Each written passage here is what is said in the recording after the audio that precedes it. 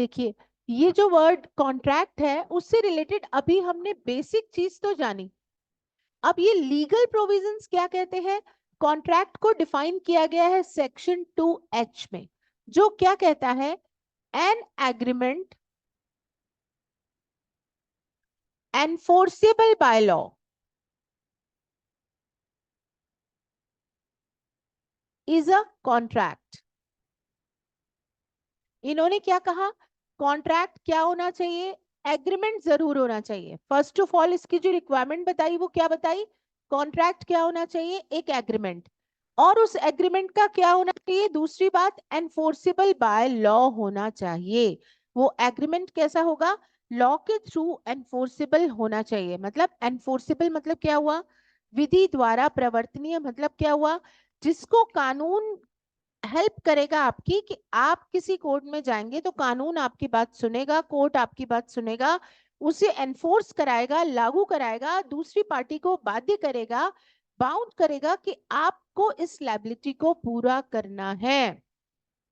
Simply husband ने wife से promise किया इस संडे को हम जो है वो मूवी देखने भी जाएंगे और डिनर भी बाहर करेंगे, या फिर हम ऐसा करेंगे, हम एक ट्रिप बनाते हैं छोटा सा 2 दिन का वेकेशंस का। लेकिन हस्बैंड ने इस प्रॉमिस को पूरा नहीं किया। Wife can take action against husband कि साहब मेरे हस्बैंड ने प्रॉमिस किया था, ब्रीच कर दिया। आपकी कोर्ट में वो लेके आता है ऐसा कोई मामला। कोई ऐसा मामला वाइफ आपकी कोर्ट में लेकर आई है कि साहब हस्बैंड ने मुझे प्रॉमिस किया और ये प्रॉमिस पूरा नहीं किया, ये एनफोर्सेबल बाय लॉ होगा? No ma'am. इन जनरल जो प्राइमा फेसाई नजर आता है अपने को, वो क्या नजर आता है? Not enforceable by law. इसको कोर्ट एनफोर्स नहीं कराएगा। क्यों नहीं कराएगा? क्योंकि इसमें मेन जो चीज है, intention of the parties. There was no legal intention. Parties का लीगली बाइंड होने का इंटेंशन वहां पे नहीं था। डेली रूटीन में हम कई सारे प्रोमिसेस करते हैं, वो सारे प्रोमिसेस कॉन्ट्रैक्ट की कैटेगरी में नहीं जा सकते। तो केवल कौन सा कॉन्ट्रैक्ट बनेगा? वो एग्रीमेंट जिसको हम लॉ के थ्रू एनफोर्स कराएं। तो हमें कैसे पता लगेगा कि कौन सा एग्रीमेंट एनफोर्स होगा या नहीं होगा? ये आपको बताएगा सेक्शन 10 कॉन्ट्रैक्ट का। तो अब हम देखें एग्रीमेंट कहाँ, एग्रीमेंट कौन बताएगा? सेक्शन 2E बताएगा। लेकिन 2E तक पहुंचने के लिए पहला स्टेप आपको जानना पड़ेगा, दैट इज प्रपोजल, जिसको बताया गया है सेक्शन 2A में। This is the first step. When we are talking, which one is the first step for the formation of a contract? So that is proposal. अब आप सब लोगों के पास डायरेक्ट है तो बहुत अच्छी बात है, नहीं है तो आप लोग नोट कर सकते हैं। यहां हम लोग इस डेफिनेशन को देखने वाले हैं। इस डेफिनेशन को बाइफरकेट करके हम देखेंगे। इसी डेफिनेशन का जो पढ़ने का तरीका हमारा होगा, वो सारे एक्ट्स में सभी डेफिनेशंस को पढ़ने का हमारा मेथड रहेगा। ओके। इन जनरल क्या होता है? प्रपोजल क्या हुआ? एक व्यक्ति दूसरे के सामने अपनी बात रख रहा है, क्या कि I want to sell my house to you, या I want to purchase your house. कोई बात वो दूसरे के सामने रख रहा है, इसलिए रख रहा है क्योंकि वो उसकी असेंट चाहता है, सम्मति चाहता है। जैसे मैंने अभी just now I asked whether I should continue or not. I was willing to know about your consent. Are you willing? Are you ready or not? तो मैंने आपसे कुछ हाँ या ना जानने के लिए आपके सामने कोई बात रखी, कोई प्रस्ताव रखा, कोई प्रपोजल रखा। तो एक व्यक्ति जो ऑफर मेक करता है, प्रपोजल मेक करता है, वो कौन कहलाता है? प्रपोजर या ऑफरर। अब देखिए इसका डेफिनेशन क्या कहता है। आप लोगों के पास डायरेक्ट है तो निकाल लीजिएगा। इस डेफिनेशन को यहाँ पे अपन ले रहे हैं। when one person, यहां क्या हो रहा है? एक व्यक्ति, यानी प्रपोजल कौन मेक करेगा? पर्सन। ये पर्सन कौन हो सकता है?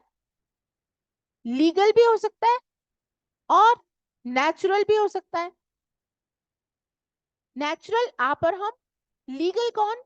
आप अगर कोई कॉन्ट्रैक्ट प्रज्ञा इंस्टीट्यूट के साथ कर रहे हैं तो आप कौन है? Natural person. प्रज्ञा इंस्टीट्यूट कौन है? Legal person. आपने किसी कॉलेज या इंस्टीट्यूशन में एडमिशन लिया है तो वो आपका कॉन्ट्रैक्ट किसके साथ हो रहा है? लीगल पर्सन के साथ। जिसे कि लॉ के द्वारा बनाया गया। तो प्रपोजल कौन मेक करेगा? या तो लीगल पर्सन या नेचुरल पर्सन ही करेगा। यानी ऑफरर कौन हो सकता है? या तो लीगल या नेचुरल पर्सन ही हो सकता है। वन पर्सन, अगला वर्ड क्या लिखा है? सिग्निफाइज। ये लिखा है बैरक में, when one person signifies to another. अभी हम हिंदी में भी देखेंगे, डोंट वरी, पहले इसको समझ लो, क्योंकि ये भी मैं आपको हिंदी में ही समझा रही हूँ सारा, ये टर्मिनोलॉजीज आ जाएंगी अभी। व्हेन वन पर्सन, एक व्यक्ति क्या कर रहा है? सिग्निफाई कर रहा है टू अनदर। सिग्निफाई का मतलब क्या हुआ? To communicate.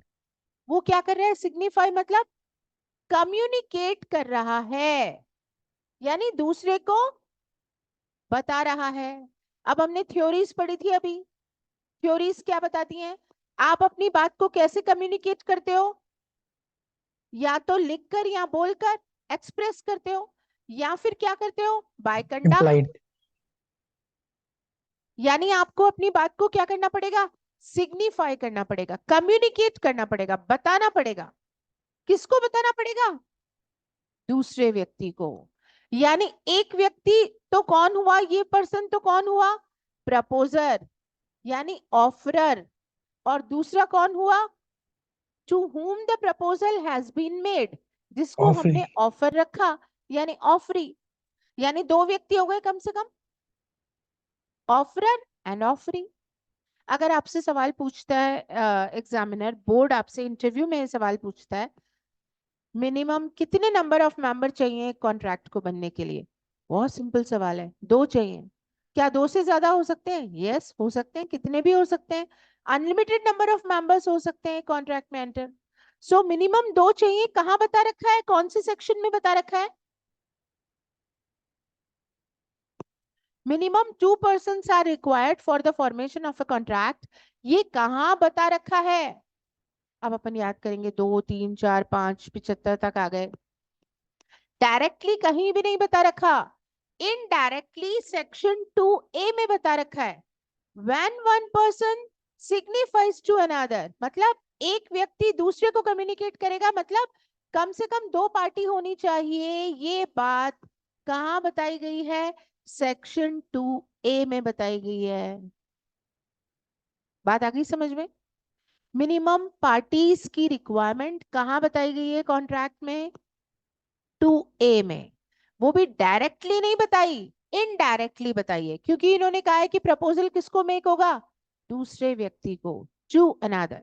अब देखो आगे क्या लिखा है, definition. When one person signifies to another, क्या लिखा है आगे? हिज विलिंगनेस, है ये word? Yes ma'am. His willingness यानी उसकी इच्छा। एक व्यक्ति दूसरे को क्या बता रहा है? उसकी इच्छा, अपनी इच्छा। हिज मतलब, हिज किसको डिनोट कर रहा है यहाँ पे? प्रपोजर को। जो व्यक्ति प्रपोजल मेक करता है, मैं मकान बेचना चाहती हूं, I am making a proposal. So willingness किसकी हो रही है? इच्छा किसकी हो रही है? बॉस कौन है? ऑफरर। वो ही बताएगा, उसकी अपनी इच्छा बता रहा है, हिज विलिंगनेस। क्या इच्छा बता रहा है? टू डू और abstain from doing something।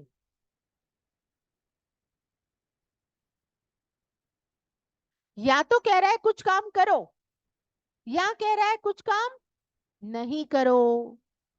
या तो क्या कह रहा है? क्या आप मेरी मूवी में एक्टिंग करेंगे? क्या आप मेरे लिए सिंगिंग करेंगे? क्या आप मेरे लिए टीचिंग करेंगे? क्या आप मेरे लिए टाइपिंग करेंगे? टू डू समथिंग, कुछ काम करने के लिए कह रहा है। कौन कह रहा है? ऑफरर। किसको कह रहा है? ऑफरी को। किसकी इच्छा बता रहा है? अपनी खुद की। मैं अपना मकान बेचना चाहता हूं, क्या आप खरीदेंगे? मैं आपकी गाड़ी खरीदना चाहता हूं, क्या आप बेचेंगे? तो वो दूसरे के सामने अपनी इच्छा रख रहा है, क्या करने के लिए? टू डू और to abstain from doing something. या तो वो कुछ काम करने के लिए कहेगा, या वो क्या कहेगा? कुछ काम नहीं करने के लिए। Not to file a case against me. I am ready to pay you 50,000 rupees. Please do not file any case against me. So what I am saying, not to do something, कुछ काम करने से मैं क्या कर रही हूँ, रोक रही हूँ। तो प्रपोजल किस बात का हो सकता है, कुछ काम करने का भी हो सकता है और कुछ काम नहीं करने का भी हो सकता है। आगे क्या है, विद द ऑब्जेक्ट,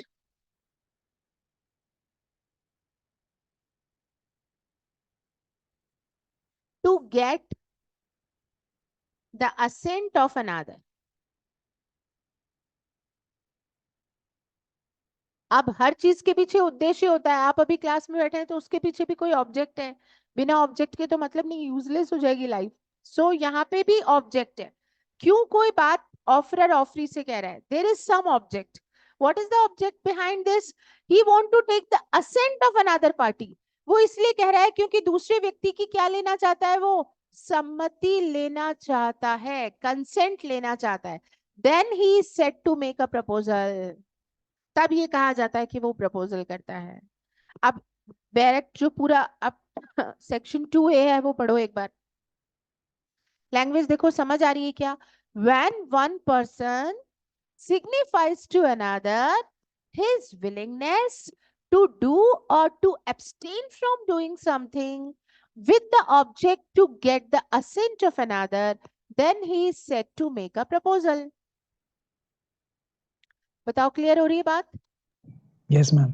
इंग्लिश में किसी को भी दिक्कत, इस लैंग्वेज में, बेयर एक्ट की लैंग्वेज में दिक्कत आई? No, ma'am. और हिंदी में देखिए, हिंदी में पढ़िए क्या लिखा है। जब एक व्यक्ति किसी अन्य को, एक व्यक्ति क्या कर रहा है, किसी अन्य को दूसरे को संज्ञापित करता है, यानी कम्युनिकेट करता है, बताता है अपनी किसी काम को करने की इच्छा, हिज विलिंगनेस, अपनी इच्छा, या तो किसी काम को करने की या काम से प्रविरत रहने की। प्रविरत मतलब नॉट टू डू, ना करने की, अपनी इच्छा दूसरे को संज्ञापित करता है।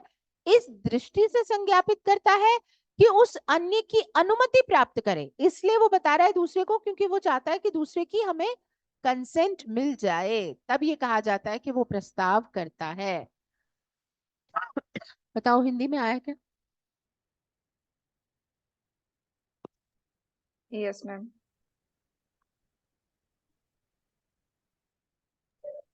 मैम एक बार हिंदी में दोबारा बताओ। डायरेक्ट है क्या आपके पास अभी? हाँ मैम, हाँ मैम है हाँ, मेरे। निकालो 2A निकालो। हाँ। क्या लिखा है, जब एक व्यक्ति, ठीक है, हाँ तो यानी एक व्यक्ति ऑफर करेगा, यानी व्यक्ति होना चाहिए वो नेचुरल या लीगल, कोई जी मैम। तोता मैना गाय घोड़ा ये नहीं होंगे, व्यक्ति होगा। व्यक्ति यानी विधिक या प्राकृतिक व्यक्ति किसी अन्य को, किसी दूसरे को बताएगा, यानी दूसरा व्यक्ति कौन होगा, ऑफरी, ओपरी। प्रस्ताव ग्रहिता। एक व्यक्ति जो प्रस्ताव करने वाला है प्रस्ताव करता, दूसरा प्रस्ताव ग्रहिता। खरीदा। उस अन्य को क्या कर रहा है, वो संज्ञापित कर रहा है। संज्ञापित मतलब बता रहा है, कम्युनिकेट कर रहा है। क्या बता रहा है, अपनी इच्छा, किस बात की, कुछ काम करने की या किसी काम से प्रविरत रहने की। प्रविरत का मतलब यहाँ पे नॉट टू डू, ना करना, मतलब कुछ काम करना, करने के लिए कह रहा है वो, या कुछ काम नहीं करने के लिए कह रहा है। और क्यों कह रहा है, क्योंकि वो चाहता है दूसरे की कंसेंट प्राप्त करे। आ रही है बात समझ में? जी मैम अब आ गया। देखिए, अब आपसे अगर ये एग्जामिनर पूछता है, is there any difference between intention to make a proposal and a proposal, क्या प्रस्ताव करने का आशय रखता हूं मैं इस बात में और मैं प्रस्ताव करता हूं, इस बात में कोई अंतर है? आया ना? Yes, ma'am. बिल्कुल है। इस पे क्वेश्चन आ चुका है आरजेएस प्री में। There is a difference, we will talk in another topic, in another session regarding this, कि what is the difference between these two. या अगर आपसे पूछा जाए, मेरे statement and proposal are different, क्या केवल कथन और प्रस्ताव अलग अलग होते हैं? Yes ma'am. यस, अलग अलग होते हैं। इस पे भी हम चर्चा करेंगे। Intention to, invitation to make a proposal and proposal, are they different? Yes, ma'am. प्रस्ताव करने का आमंत्रण और प्रस्ताव, क्या ये अलग अलग होते हैं? बिल्कुल होते Yes, हैं ma'am. जी। Yes ma'am. यानी इन सब में बारीकी बारीकी वाला क्या डिफरेंस है, उस डिफरेंस को आपको फाइंड आउट करना होता है। वो डिफरेंस कहाँ से निकलता है? इस डेफिनेशन से। जैसे अभी अपन ने ये डेफिनेशन पढ़ी, हम किस तरह पढ़ने वाले हैं? Topic wise. हमने प्रपोजल का टॉपिक, पहले एक ग्राफ आपको सारा ओवरव्यू देने के बाद हम chapter number 1 first chapter proposal से स्टार्ट करेंगे, उसके डेफिनेशन और उसकी बेसिस पे उसके एसेंशियल एलिमेंट्स, उसका क्लासिफिकेशन, उसका कम्युनिकेशन, उसका रिवोकेशन, मतलब उस चैप्टर से रिलेटेड सारी चीजों को डील विद करने के बाद हम नेक्स्ट चैप्टर पे स्विच ओवर होंगे, उससे रिलेटेड प्री और मेंस के क्वेश्चंस को देखते हुए। Okay ma'am.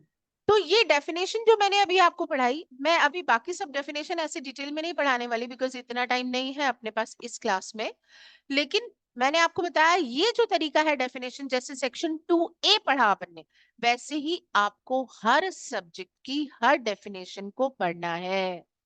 ऐसे नहीं पढ़ जाना है वो जैसे अभी तक अपन आर्ट्स कॉमर्स साइंस की चीजें पढ़े वैसे नहीं पढ़ना है। लॉ को पढ़ने का तरीका अलग होना है।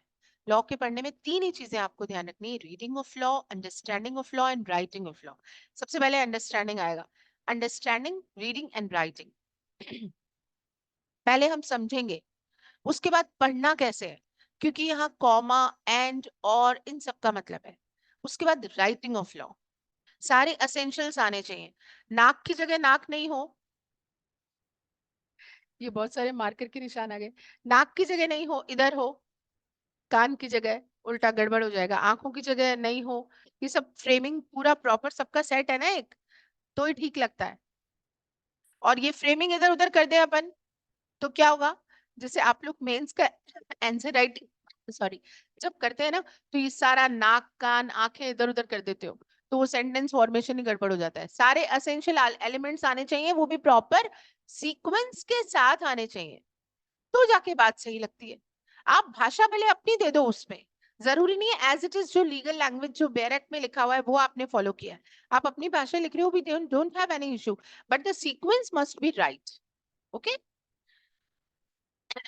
तो हमने सबसे पहला स्टेप पढ़ा क्या होना चाहिए, प्रपोजल, जिससे बताया गया है सेक्शन 2A में। उसके बाद नंबर 2 स्टेप लिखिए 2B, दैट इज एक्सेप्टेंस। अब मैं आपको ये चार्ट बनवा देती हूँ।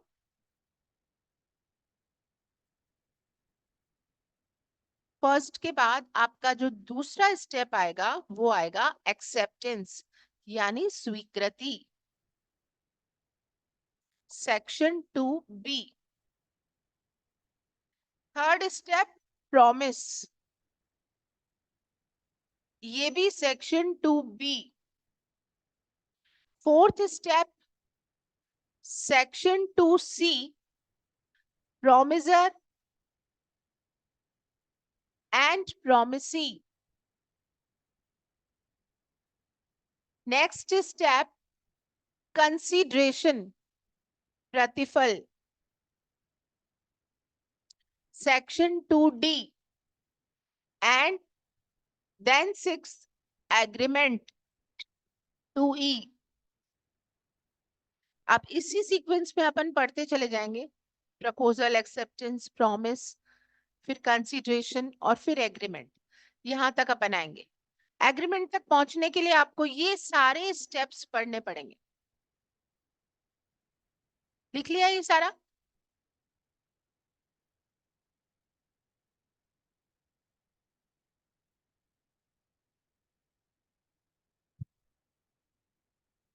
अब देखिए एनफोर्सेबल बाय लॉ, इसमें इसमें सबसे पहला लिखिए intention, intention to create legal relations.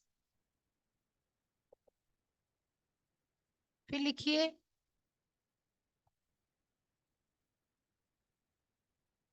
Capacity to contract, section 11 and 12। Consideration,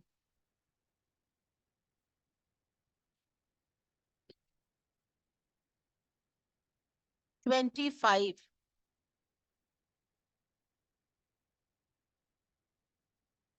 Lawful object.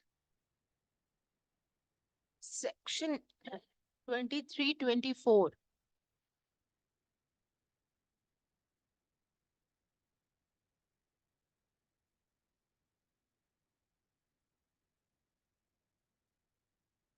Pre-consent. Section 13 to 22.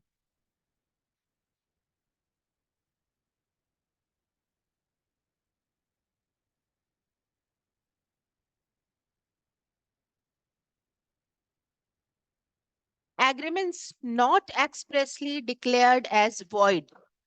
शून्य घोषित करार ना हो, ये लिखिए। Section 20, 23 to 30 and 56, 57, 58.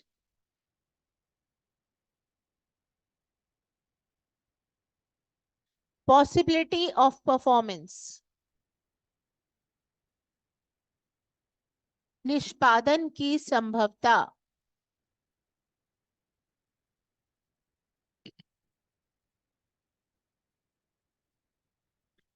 Fifty six.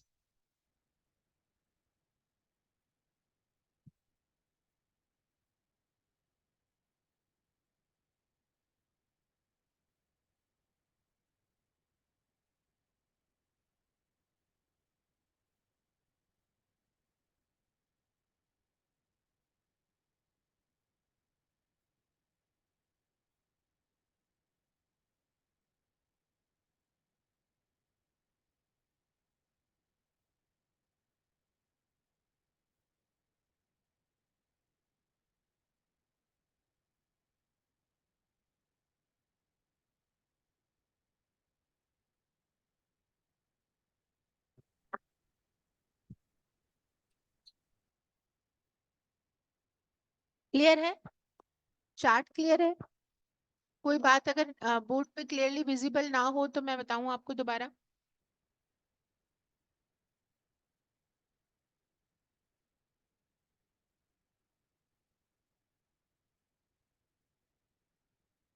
इसी चार्ट के जो पूरा सेट फॉर्मेशन है, इसी में आपको ये कॉन्ट्रैक्ट की सबसे पहली बात जाननी है, फॉर्मेशन।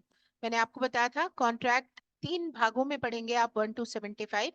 फॉर्मेशन कैसे होगा, बनेगा कैसे कॉन्ट्रैक्ट, इसका परफॉर्मेंस यानी पालन कैसे होगा, और इसके कॉन्सिक्वेंसेस क्या होंगे अगर इसका ब्रीच किया गया। तो ये सबसे पहला पार्ट आप पढ़ रहे हैं, फॉर्मेशन। उसका ये चैप्टराइजेशन रहेगा। Do you have any query regarding this? कोई सवाल आप लोगों का?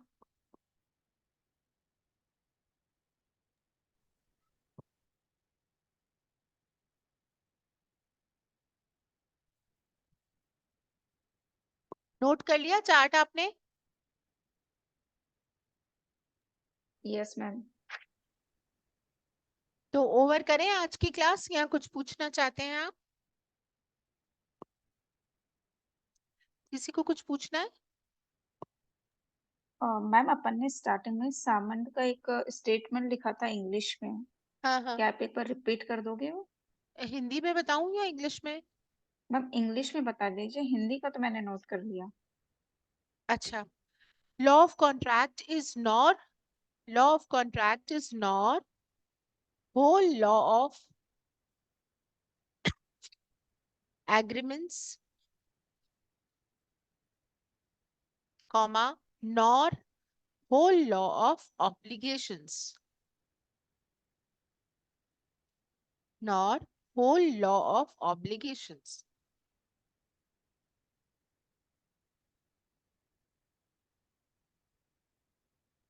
Okay ma'am, thank you. Okay. Is there any query? Should I leave now?